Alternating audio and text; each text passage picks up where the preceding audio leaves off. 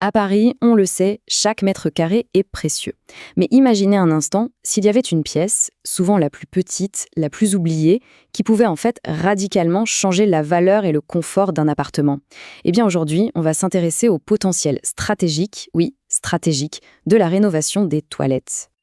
Voilà, c'est vraiment la question de départ.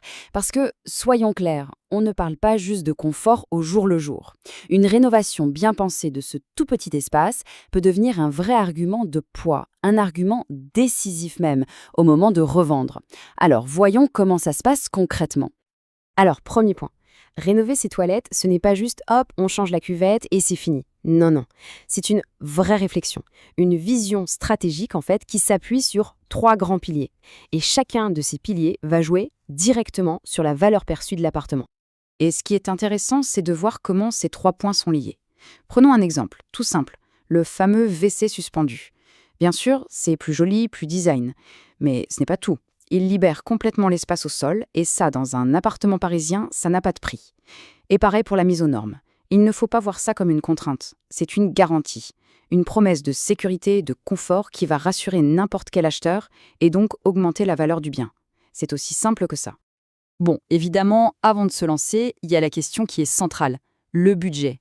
Parce que, forcément, l'investissement ne sera pas le même si on parle d'un simple coup de peinture ou d'une transformation complète du sol au plafond. Ce tableau, il résume assez bien les choses. On voit qu'il y a vraiment plusieurs niveaux.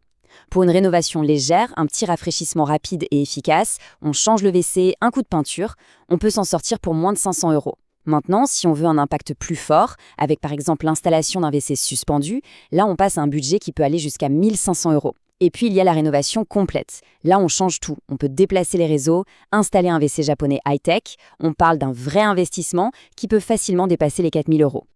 Donc, premier palier, 500 euros. C'est le budget pour un coup de jeune, purement cosmétique. Le palier suivant, 1500 euros. Là, on commence à toucher au fonctionnel, au design, on monte clairement en gamme. Et enfin, 4000 euros et plus. Là, on est dans la transformation totale. C'est un investissement pour un confort et une technologie vraiment au top. Passons maintenant au cœur du réacteur, le choix du WC. C'est crucial. Et attention, ce n'est pas qu'une histoire de goût, loin de là. C'est aussi un choix technique, une question d'entretien et, bien sûr, de budget. En gros, il y a trois grandes options sur la table. Et voilà le grand classique, le face-à-face, le WC à poser contre le WC suspendu. D'un côté, le WC à poser. C'est la solution simple, économique, facile à installer. De l'autre, le suspendu. Alors oui, c'est plus cher, et l'installation est plus complexe, parce qu'il faut un bâti support caché dans le mur. Mais les avantages sont énormes. Le design est hyper épuré, on gagne de la place visuellement, et surtout, pour le nettoyage, il n'y a pas photo, c'est le jour et la nuit.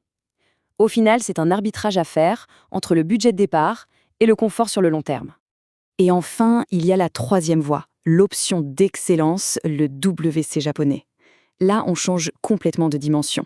On n'est plus dans le fonctionnel, on est dans l'expérience. On parle de confort, d'hygiène absolue, avec bidet intégré, siège chauffant, fonction de séchage. C'est un choix résolument premium. Ça positionne clairement l'appartement dans une catégorie supérieure. Par contre, attention, ça demande une alimentation électrique dédiée et le budget, bien sûr, n'est pas le même. Ok, une fois le WC choisi, il faut penser à l'habillage de la pièce. Et là, le choix des matériaux est fondamental. Il faut trouver le bon équilibre entre l'esthétique, la durabilité et bien sûr la facilité d'entretien, surtout dans une pièce comme celle-ci, exposée à l'humidité. Le secret, en fait, c'est de penser technique autant que déco. Pour la peinture, par exemple, il faut impérativement une qualité hydrofuge, ce qu'on appelle une classe 1. Le carrelage, notamment le grès cérame, ça reste la valeur sûre. C'est robuste, c'est hygiénique, on ne prend pas de risque. Mais si on veut un look un peu plus pointu, il y a des solutions géniales comme le papier peint vinyle lavable ou le béton ciré. C'est très tendance et en plus, comme il n'y a pas de joint, l'entretien est hyper simple. Allez, pour terminer, on va aborder quelques points techniques. C'est un peu moins glamour, je vous l'accorde, mais c'est absolument essentiel. Ce sont ces petits détails qu'on ne voit plus une fois que tout est fini, mais qui font toute la différence pour la durée de vie de l'installation et pour le confort au quotidien. En plomberie, il y a des règles d'or qu'on ne peut pas ignorer. La première, c'est la pente d'évacuation. Il faut viser 2%, c'est-à-dire 2 cm de dénivelé par mètre. C'est le minimum syndical pour que tout s'écoule parfaitement. Et puis une petite astuce de pro, il vaut toujours mieux utiliser 2 coups d'un 45 degrés plutôt qu'un seul à 90. Pourquoi ? Parce que le flux est plus fluide, moins brutal, et ça réduit énormément le risque de bouchon, et aussi le bruit. Et pour être sûr d'avoir un chantier qui se déroule sans accroc, voici une petite checklist finale. D'abord, la sécurité, une porte qui s'ouvre vers l'extérieur. La ventilation, une bonne VMC, c'est non négociable. La stabilité, le sol doit être parfaitement plat avant de poser quoi que ce soit. L'accès, le robinet d'arrêt doit être facile à atteindre. Et enfin, la maintenance. Si on a un réservoir encastré, il faut absolument prévoir une trappe de visite. Pensez à ces 5 points dès le départ, c'est s'acheter des années de tranquillité. Voilà une phrase qui résume parfaitement l'idée. Le soin apporté à cette pièce, c'est souvent le reflet du soin apporté à tout l'appartement. Pour un visiteur, pour un acheteur, c'est un signal très fort sur la qualité générale du bien. Et donc, pour conclure, on peut se poser la question, quel est le potentiel qui sommeille dans ses propres toilettes ?